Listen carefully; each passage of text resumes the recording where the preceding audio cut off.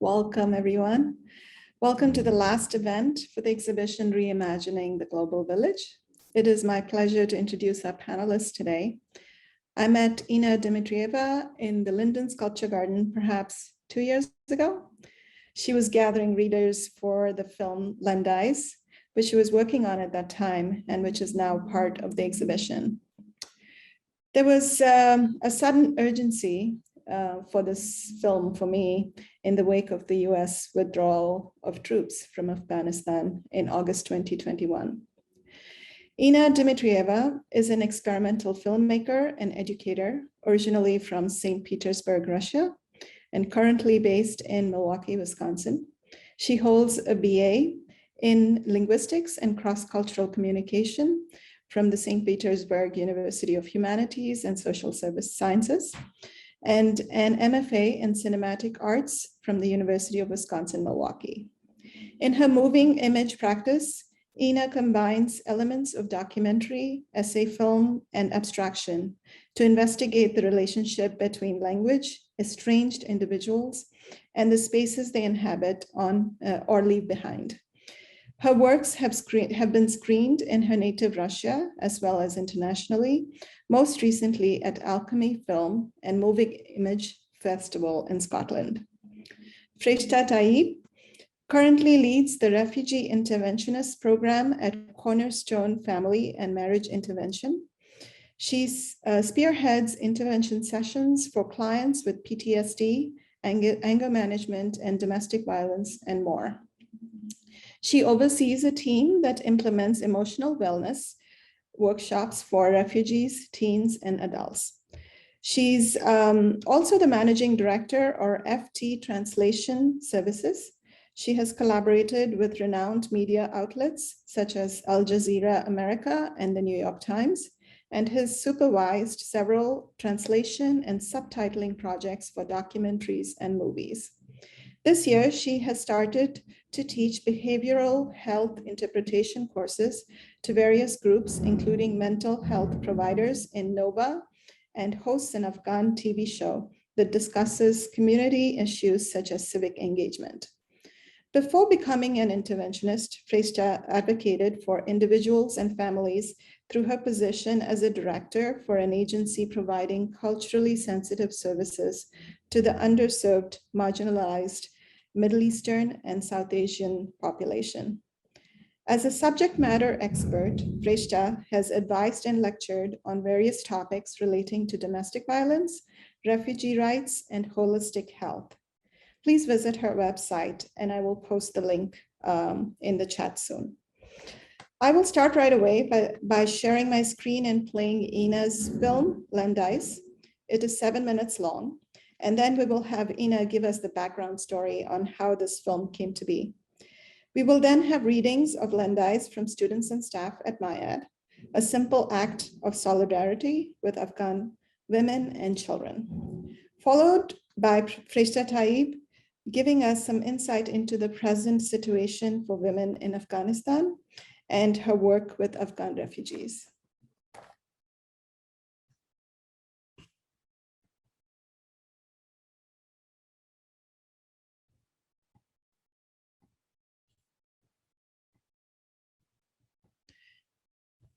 By the way, this is the website. If you haven't seen this yet, this has a comprehensive list of all the artists and artwork and interviews with the artists in the exhibition.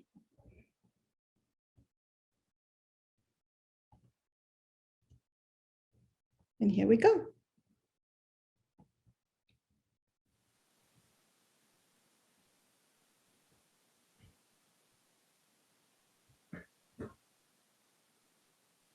They are a traditional poetic form in Afghan literature. People usually sing these couplets about love, homeland, war, and many other events and feelings. Landays are usually sung loudly, mainly by women living in villages or the ones who have this nomadic life, far away from the center, in places where there isn't easy access to education.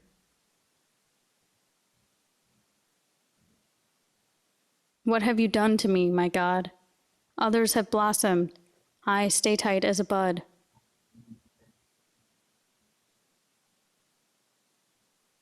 I call, you're stone. One day you'll look and find I'm gone.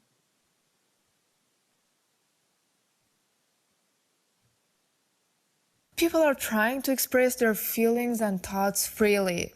Some sing Landays about happiness, some sing about the loss of their beloved. Even when you are going to parties, like when somebody is getting married, you can find people who are saying these Landays.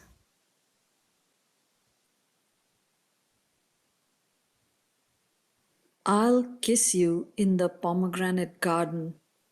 Hush! People will think a goat's stuck in the underbrush.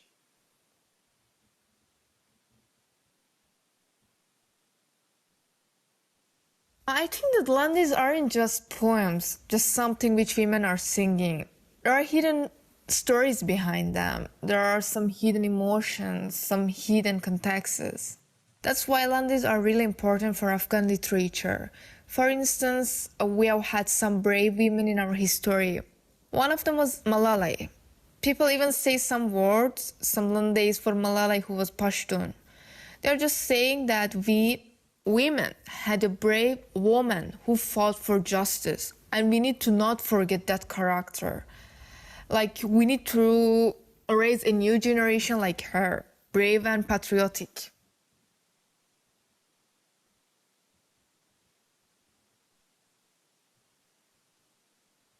I dream I'm the president.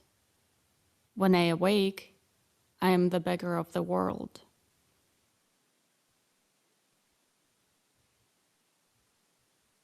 I think if we gather all those poems, we could find out about some realities that are not clear to us. I mean, hidden stories. Like maybe something unique happened, and as women, they were not able to tell it to their spouses or other people. That's why they put it into the Landay form.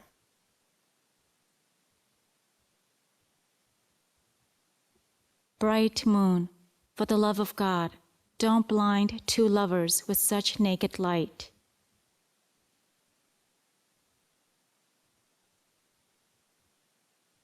My body belongs to me, to others its mastery.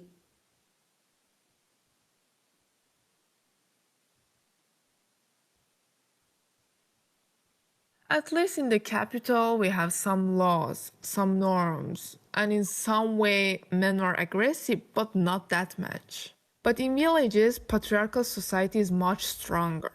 Like, that's why women have to stay at home and have to do so-called duties as women. So, if they sing these Landays at home, they won't face difficulties. But whenever there are singing, for instance, in the farm and people are passing by that area, it will be a point of attraction for other men. And yeah, then it's possible for men even to hit their women so they don't sing Landays.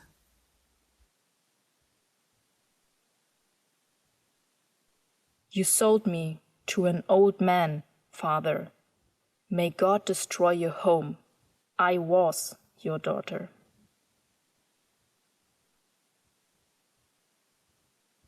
It's in some ways dangerous for them. Yeah, actually, it's really dangerous, especially in areas where the Taliban rules. Not only the Taliban, because there are other groups of people which are against the government. For instance, so-called Islamic State group of brothers. If they hear women's voices, of course, they will cause troubles. Maybe they will even kill these women. That's why I think that women themselves don't feel comfortable singing Landays. Like the time when people are around.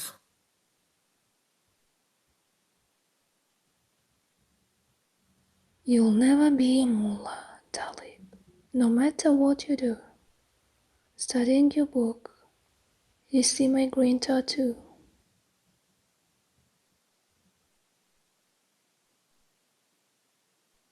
I do believe that it's not going to happen really soon. It's not going to be the way that women are in Western countries. Like by Western countries, I mean Europe and the United States. Like the ones who have their own freedom. It will take a long time.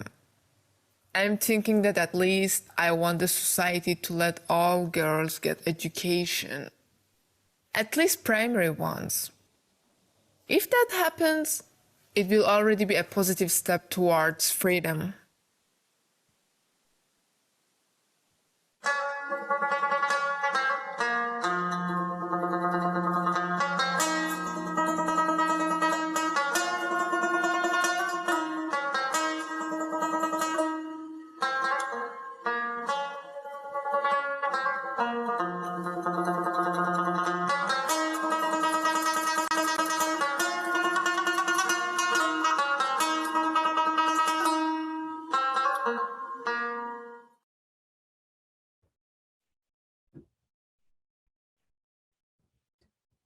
Well, Inna, I'll hand it over to you now to give us a little bit of information on how the film came to be. Thank you so much, Nirmal. Well, first of all, hello, and thank you to everyone who has joined us today. I really wish Nargiz, my collaborator, could be with us today, but due to the Taliban takeover, her life has been really turbulent for the last couple of months, but she's alive and relatively safe, knows about this panel, and I promised to tell her all about it after. So I know that it means a lot to her. Well, as for this film, so it really started as a result of two initially unrelated events. I was given an issue of poetry magazine devoted to Landays, and I really love them. I really love poetry in general. And then sometime later, I was introduced to a young Afghan woman from Kabul, Nargiz, and we became really good friends. And it is really through this friendship and our conversations that I learned more about Landays, about just, different women's issues in Afghanistan. And I kind of realized that I really want to make a piece about it. And fortunately, Nargiz was on board, so we just decided to do it. We recorded this Skype interview, which kind of became the foundation of the piece. And then a really difficult question was, I couldn't go to Afghanistan, so what kind of footage am I going to use? And I decided to work with archival and found footage. As you probably noticed, it's shot on 16mm film, so I reshot it. And there were kind of two reasons behind that. First, I just wanted to make the footage a little bit more my own. I guess I wanted a little bit more agency over it. But second, because all the footage and images that I worked with were so diverse in their quality, aspect ratios, resolutions, like a really good way to a really good way to homogenize and create a little bit more coherent set of images.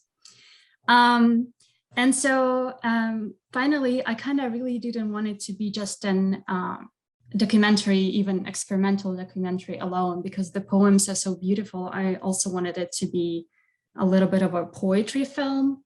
So I reached out to my female friends from eight different countries and asked them to record Landays, and they did it, and it became, I guess, a gesture of solidarity. So this is really how this film happens, and if there are any other questions, I will be happy to answer them. How did you go about finding the archival footage? It was just a lot of research. There are some places that are kind of well known, like archive.org, and then they were just a lot of Googling, and then there were some resources that Nargiz pointed me to, for example, Cholo News, and some other YouTube channels. But yeah, that was just overall a lot of research. Yeah, it's beautiful. Thank you for that work, Inna. Anne, would it be okay to transition to the communal reading of Landays? Yes, give us 1 minute to get ready here. Okay, all right. So, Inna, the other question I had was so much of this was of the communication that led to the film made use of technology, right? You interviewed your subject through Skype, or so how do you feel that distance? I'm sure you've made other work that has on the ground footage, and here you had to find your material elsewhere. And so could you talk a little bit about that? Like your use of technology for communication, and also the research that went into it. Yeah, that's a really interesting question.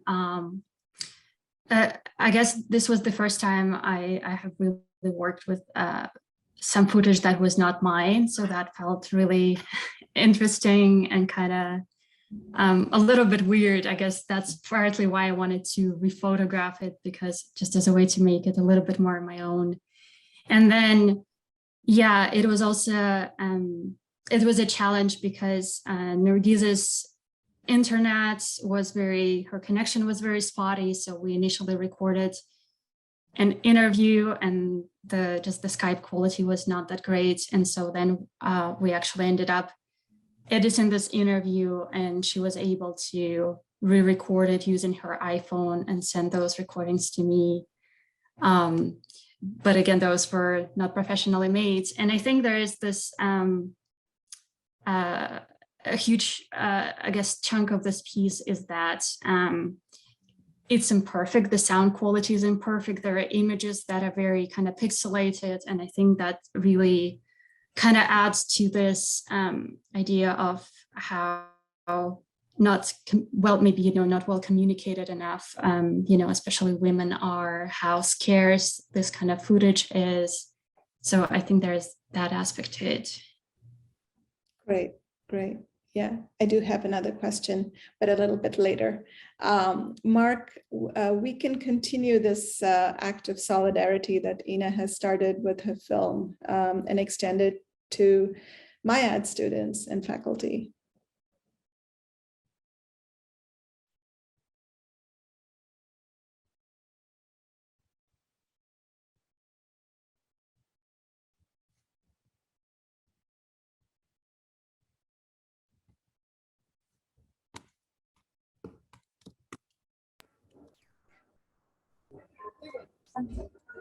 Okay, so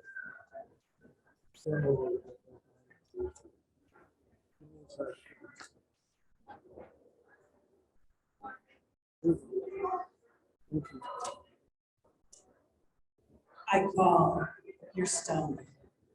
One day you'll look and find me gone. You sold me to an old man, father. May God destroy your home. I was your daughter. May God make you into a riverbank flower, so I may smell you when I gather along. Your eyes aren't eyes, they're bees. I can't find no cure for their sting. My body is fresh as Emily. Green outside, inside, raw meat. What have you done to me? My God. Others have blossomed. I stay tight as a vine.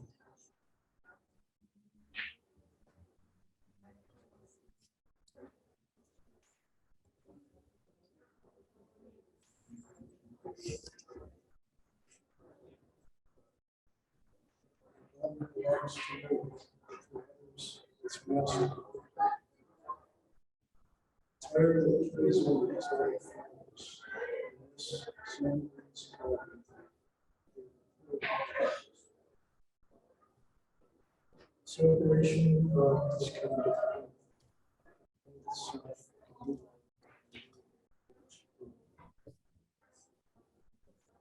God destroy the time.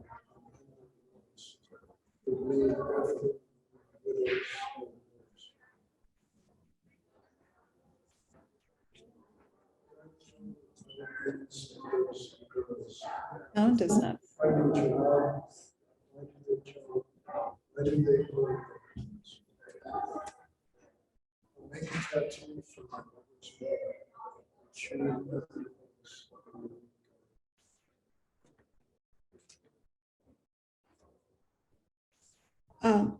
Mark, the sound is very hard to hear. If you wouldn't mind holding the mic really close to your mouth, maybe.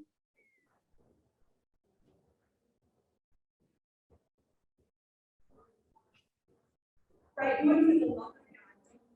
lovers with such naked life. May God make you into a river bed of flowers, but I may smell you when I gather water. In college or in prison, I have nothing of my own except my heart's heart things in walls of stone. You'll never be a mullah, tell me that no matter what you do, studying your book, you'll see my green tattoo. My lover is fair as an American soldier could be. To look, to him I looked as dark as to leave, so he martyred me.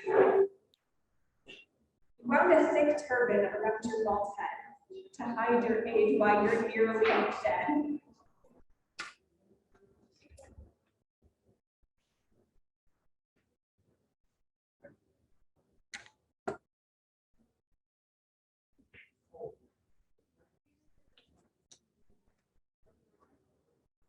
When sisters sit together, they always praise their brothers.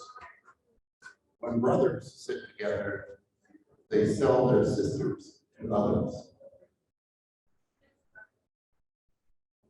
Embrace me in a suicide vest, but don't say I won't give you a kiss.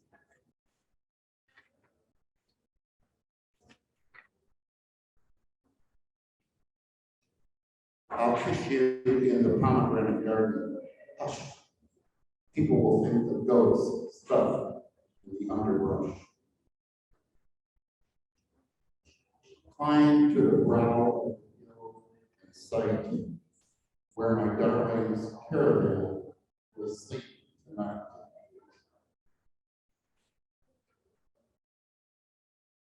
Of water, I can't even have a taste. My lover's name, written on my heart, will be erased. Mullah, give me back my billy goat. I've had no kiss, despite that spell you wrote.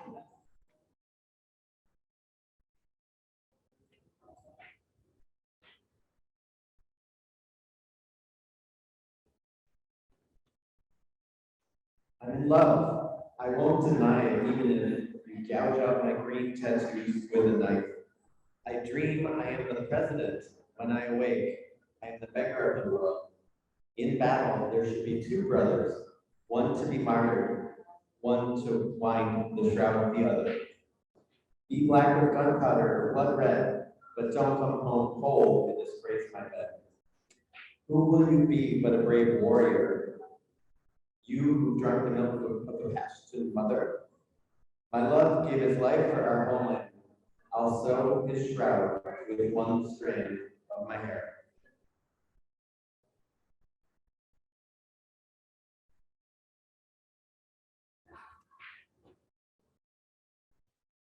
Thank you so much, everyone. And I'm sure the people who are listening digitally did not hear it well, so I will paste the Landays onto the chat, the ones that we read.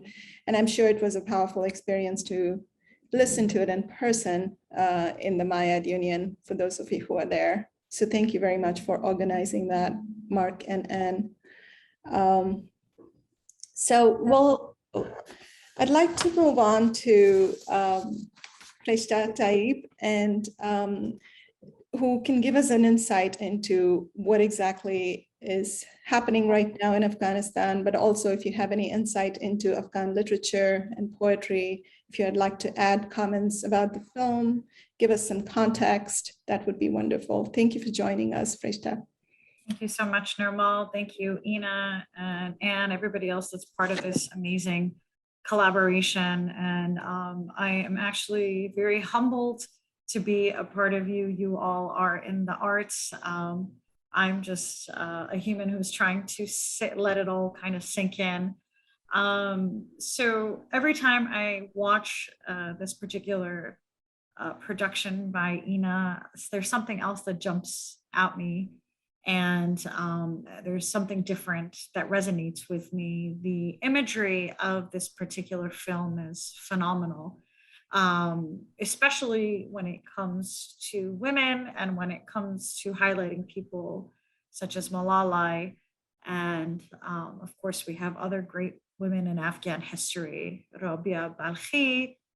And I love toward the end when there's this comparison between the Talibs and the traditional green tattoo that nomadic Kuchis receive once they get married, the 3 dots right here. I really love that I could almost see that happening as this was unraveling. So a lot for me at this point and in this moment in my personal life to kind of process, especially when Afghanistan has been hijacked and taken hostage by an extremist regime. It's important to really remember and know that this country is filled with a very, very rich history and a rich poetic history, right? There is the birth of Sufism, Maulana, right? I could probably spend an entire session discussing the history of poetry and poems, and but to keep it as brief as possible, my grandfather was my inspiration when it comes to poetry. He was a poet, and he used to recite poetry by Hafiz and Iqbal and Baydil and Maulana Rumi, of course. And when I was thinking about these short pieces and these couplets, it came to mind a practice that I had grown up with. And I'll never forget the first time that I was exposed to this as an Afghan American in my home. There was a family gathering, and my grandfather was just pouring his green tea, and he turned around and he recited a couplet. And as he recited this couplet, my aunt from across the room recited another couplet. And I instantly became very intrigued by this practice. And of course, I watched, I observed, and then I asked him, I was like, you know, what is this? This is so cool. It almost reminded me of like freestyle hip hop rap battles.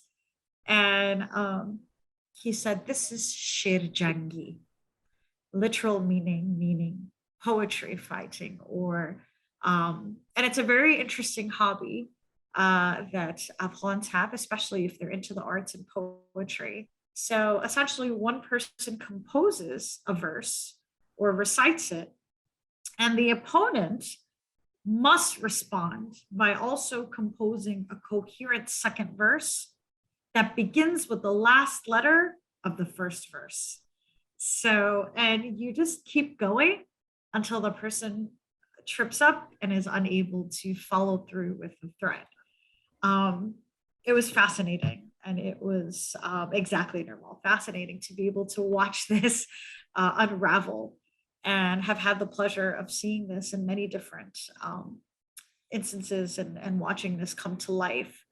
And to very briefly, you know, bring this kind of back, this is how I was grown up. And when I think Afghan or Afghan, I think music, I think food, I think poetry. And it is very rare to go into an Afghan's home that doesn't possess the combination, or at least a couple of those different elements of that part of our rich history and culture. And that's why I was so excited to be part of this panel. Was this time is such a critical time for us to be reminded that these multiple quote unquote groups who claim to be regimes come in and almost try to silence the voices of women, silence the voices of girls, erase, right? Erase what's happening. I remember one of the most provocative images after August 15, the collapse of the government of Afghanistan. I remember something that really, really hurt me was when gentlemen were painting over the murals of women in business, small business shops. And I remember that feeling of, this is how it begins. First, we paint over the faces, then we silence the voices. And it just goes from there, right? So in August, after the collapse, I was saying earlier before we started that it's been very difficult for me to kind of put into words a lot of what I've been feeling. I haven't really had a chance to sit back and process it because it's a very, very difficult time. Currently, I am working on and off one of the bases, one of the military bases that are holding our Afghan guests, and not everybody is considered a refugee. So we like to refer to the Afghans there as guests. Everybody's there on different immigration statuses. And I've met some really, really successful and smart and educated women in all fields, in all realms. So I just want to make sure that when the West is watching, that they remember that this isn't who we are. This isn't our culture. This is not the way we were raised. So currently, I am trying very hard. I do cultural competency trainings to resettlement agencies, to people that are on the base, off the base, that are working with this particular population. It's really important, right, to be culturally competent when you deal with people, whether it's making a movie, whether it's creating a piece of art, whether it's, you know, working in an agency. If you don't understand a culture, if you don't understand the nuances and the things that surround it, it will be very difficult for the people to feel seen, to feel heard, and to feel understood, right? It's really important. Something small gestures such as, you know, saying salam. Oh, you see the Afghans' eyes will light up, right? You understand me, you know how to greet me, right? So I think a lot of my work has been around that, trying to help people feel seen and understood. I also do intervention work, PTSD. There's a lot of huge percentage of folks that are dealing with post-traumatic stress disorder. This is huge, right? And this there's been a re-traumatization that's happened between the time that people have left Afghanistan, even the journey of getting to the airport is a journey within itself. And I'm sure somebody can make a great production just out of the atrocities of trying to just move, right? Just trying to leave, not even getting to the left moment. So there's that element of trauma that's being dealt with. There's the element of trauma of then being relocated, but not being relocated to a home, being relocated to a military base. It's another kind of trauma. When you live in a war-torn nation and military represents so many different things, and now you're back in it again, right? So there's that. And I would be remiss if I did not say that the DoD is amazing, and our uniformed brothers and sisters are love and mercy I see all day. So it's not that, but there's trauma involved with that. And there's trigger involved with that. Now we're at the point of midterm. We were at short-term emergency crisis mode on the base. Now we're kind of midterm to long-term resettlement. So we are getting folks off the bases and to homes, and it's very challenging. We have a housing crisis in this country. We have close to 70,000 people that we're trying to put into homes and take care of them and to make sure they have everything they need to have in their new home. So there's an entire process It's a federal process. It's a state process. It's a local process. It's a community process. So the foundation that I am a board member of, the Afghan American Foundation, we have been involved in every layer, in policy and advocacy. I personally am still trying to get people out of Afghanistan, mostly our artists, mostly our musicians, mostly these women who are living in hiding, to answer that question of what's going on right now in Afghanistan. There are women's agencies that were raided, offices were raided, rosters of employees have been taken, and they're looking, they're knocking on doors. They have like a Gestapo, like a special police force. They're knocking on people's doors looking for these people, right? So yes, women's lives are highly in danger, especially if they've been part of any movement, any activism movement, any arts movement. People in the arts are big targets. So I know that Nirmal has graciously put some links up there, both locally. I was saying earlier that I believe that the greatest blessings come from the smallest organizations. These people who really, really work from their heart and souls and really put in 20 hours a day, like most of us have. Most of us have taken leaves of absences from our jobs to make this our full-time job. There are challenges, but we're trying our best to be able to assist and to be able to make the best of what's happening. Afghanistan's assets are frozen. Afghanistan is on the brink, the people of Afghanistan are on the brink of starvation. The number one problem in Afghanistan is starvation. People are dying of hunger. We need to feed the people of Afghanistan. We need to unfreeze their assets so that they are able to use their money and purchase what they need to purchase to live their lives, okay? So these are the main problems, besides everything else that's happening. By silencing women, the humanitarian crisis is the largest humanitarian crisis in the world right now.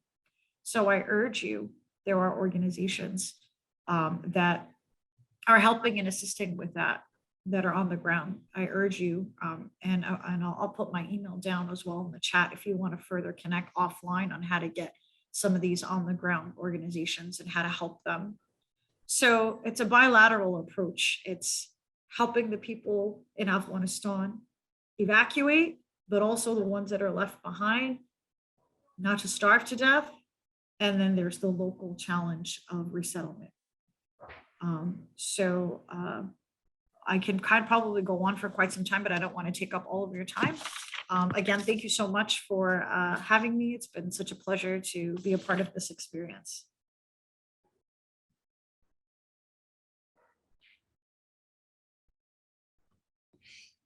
Thank you so much for that insight. It's very moving and disturbing, and we kind of feel helpless in the situation, but it brings to mind how it makes me realize how this small 7-minute film can create a dialogue like this and brings back the dialogue to the role of the arts, and how it can bring this kind of dialogue and awareness to the larger community. So I would love to hear from both of you, about any advice you might have to the art students at MIAD who are watching right now, their approach to the world, and how they might pivot their art making to inspire such a dialogue.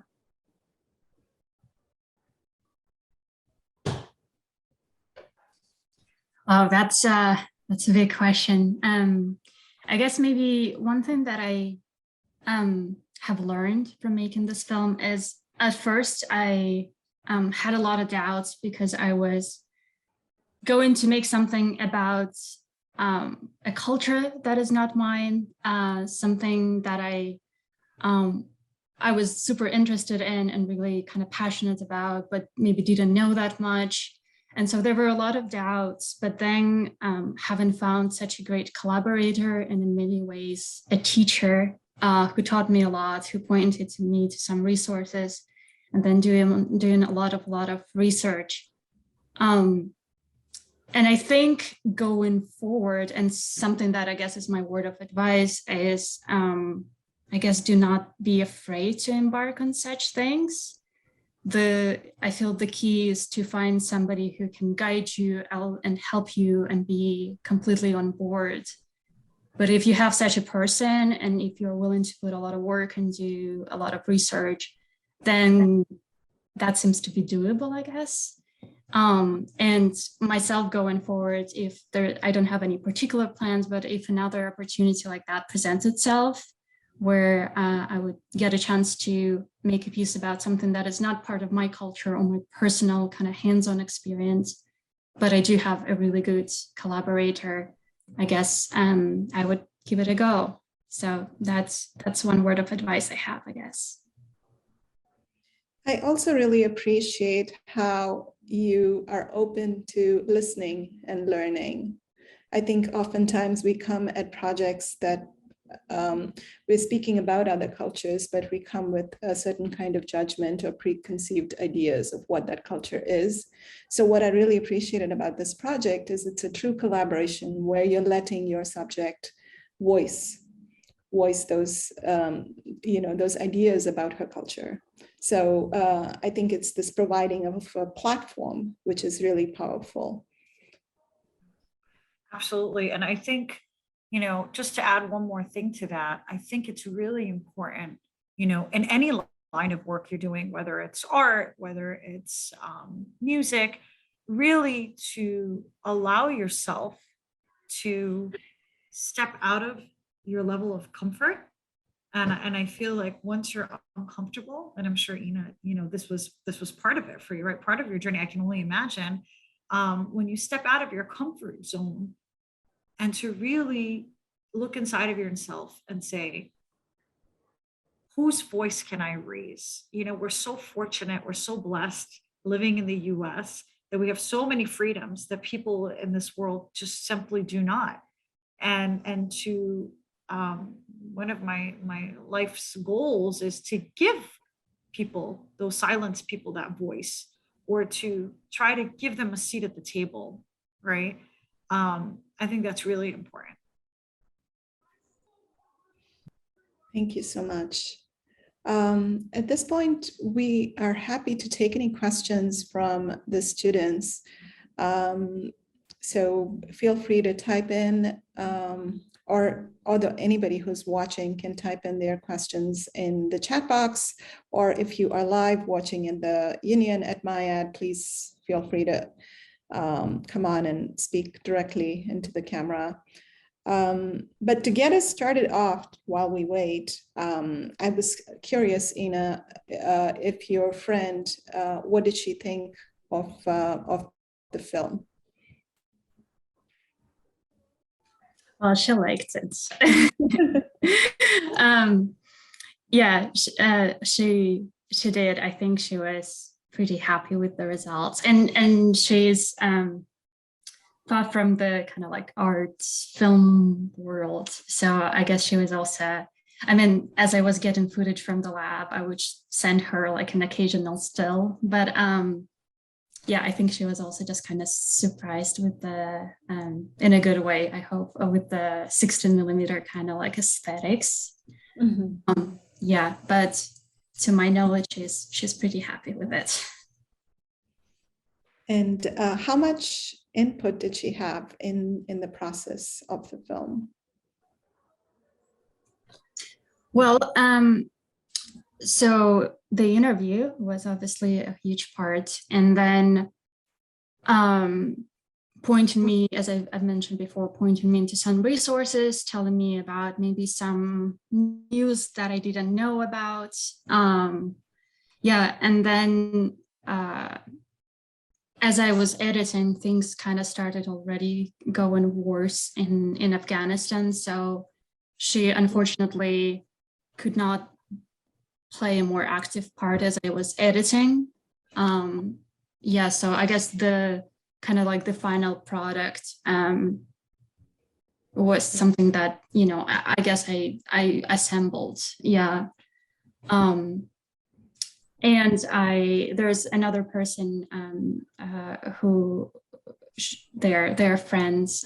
So another Afghan woman, and she allowed me to use a photograph that she had taken. So there was that a little bit of networking that Nergis did for me. Mm-hmm. May I ask if she is in a safe place now? Yeah, I do not want to give any details just for safety reasons. I will say that she is out of Afghanistan, which is good. She's relatively safe, not perfectly safe, but relatively. As Freshta said, there is still a lot of knocking on the door going on. And as Nergis told me, it's not only in Afghanistan, it's happening in some other countries where there are Taliban, representatives. And things just have been really turbulent.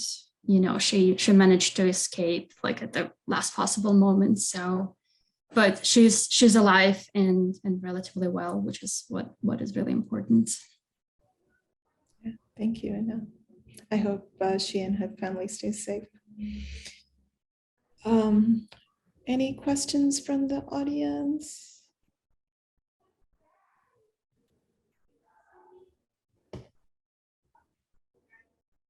Freshta, could you list a few things that we can help?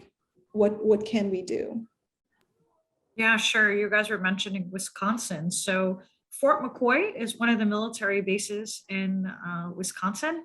And I would love it if you guys could help out in the donations. I know that Fort McCoy is looking for winter coats, brand new, please.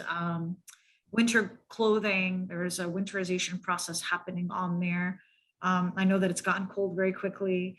So that would be a great way to assist. I can provide you a point of contact after we get off the panel and send it to you if you'd like to disseminate it. I don't unfortunately have it at the moment. Also locally, like you were saying earlier, there is the list of local resettlement agencies that are responsible for, they're always looking for everybody. They're very highly understaffed at the moment. By the time people get vetted and hired, it's going to take some time. So they're relying heavily on volunteers. Yes, thank you. Transportation. So once you're off the base, if they're resettling in your area, transportation is a big problem. Mentoring, teaching people how to use the transportation system, right? If they don't have a car, tutoring their children in school, tutoring for ESL needs. There's a lot of ESL programs who are looking to hire people. Food delivery is a big one. Sometimes when there's not a home available, there's people that are staying in hotels and they're looking to have some food delivered to them. There's a great deal of things that people could also donate, right? We household items that we're constantly looking for, blenders, microwaves, necessities that are required in a home. Sometimes these agencies will be able to provide them, but sometimes they're not. It really depends on where you're located. And in the Midwest, they're going to need some help. I know that in the more urban areas, there's easier accessibility and more funding.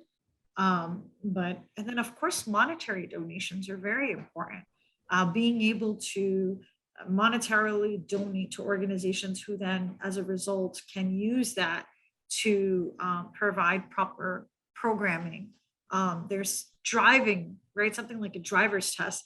Go ahead and adopt a family and say, hey, I'm going to pick up the tab on the dad learning to drive. So in the freezing cold, he can drive his wife and kids to school or to the market. Or, we've had people donate cars that they're not using or they feel would be beneficial.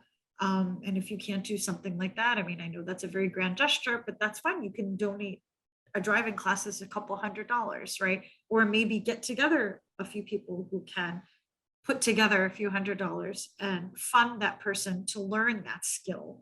Mm-hmm. And that's key. Remember, they're starting from Jump Street, a lot of these people, Very good ideas. Go ahead. Sure. Go ahead, Freshta. Sorry, just one last thing. If you're a student, and I know students are not necessarily working, or maybe they are and they're not really, they're just trying to support their education, that's totally fine. You can just do other things to volunteer, right? You can literally say, I'm going to take on this session. I'm going to help these kids get registered to get into school. I'll take them to the local school and I'll guide them through their process. So there are opportunities when you don't have to use money. You can just literally provide your service, whatever your area of expertise is, tap into it. And your resources, right? Those are all such wonderful, practical ideas to help. Yeah. Because it's easy for us to forget what it feels like to come into a new country having nothing. How do you begin your life? And it's hard to imagine even things that we take for granted that they don't have access to. Yeah, like schools and programs. Like there's a lot of young professionals that are here, college students, and they're like, what do we do? If you know a place that can help them transfer credits, that's a huge help. Or to link them up to a school system, or things like that are really, really important. Thank you. I don't see any other questions here, but Inna, do you like to add anything? What are you working on next? I recently started working on a new piece, which is, I'm kind of a little bit back to my more comfort zone. It's a personal kind of essay film, and it's about the complexities of bilingualism and biculturalism. So something that I myself have been experiencing a lot, especially different bilingual issues. So I'm working on that at the moment. It is kind of connected and almost like an extension of what you did already, because it has to do with language and adjusting to a new environment anyway, right? Yeah. I mean, I think my background in linguistics really kind of is there, although it's not my primarily kind of like field anymore, but it's there and makes me think about the way we use language. Mm-hmm. Great, thank you. Well, thank you so much. I think we'll conclude at this point because there are no other questions, but it was such a great conversation. It was really nice to revisit your film, Inna, and to have the community participation in an act of solidarity. That was really nice because people, even with that act, it makes you feel like you are involved and interested. And Freshta, thank you so much for your insight and all of the work, important work that you are doing. And we hope to support you as much as we can in any way we can, any way that's possible. The exhibition, Reimagining the Global Village, the last day to see it is Saturday at 5 p.m. The gallery closes, so please, if you are in town, make a point to see the exhibition before it ends. I will be in the gallery at 4 p.m. this afternoon to give a curator's tour, an informal tour for anybody who walks in. And there's also the holiday sale that's going on by MIAD students and alumni that opens this evening. So it's a good time to visit MIAD and the gallery if you have not already. Thank you so much to MIAD and Anne for conducting all the online events for us, and Mark for all that you do. The gallery looks amazing. Thank you for all of your help with installing the exhibition and just bringing the exhibition here, and to Stephen Anderson. Who else? I think that's it. Thank you to all the students and faculty who participated today in their readings. It really brought the work that Inna did to life and made it into a participatory event, which was wonderful and poetic in its own way. Thank you, everyone. Thank you. Thank you so much. Bye-bye.